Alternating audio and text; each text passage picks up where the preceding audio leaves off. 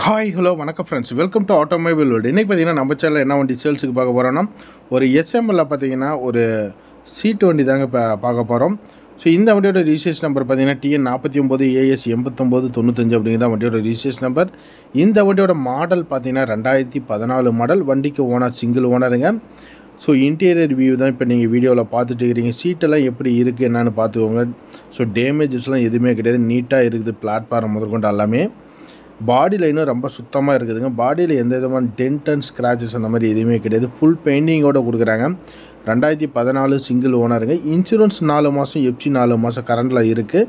டேக்ஸும் கரண்டில் தான் இருக்குது. நீங்கள் ஆன்லைன்லேயே செக் பண்ணிக்கலாம் வண்டி நம்பரை போட்டு.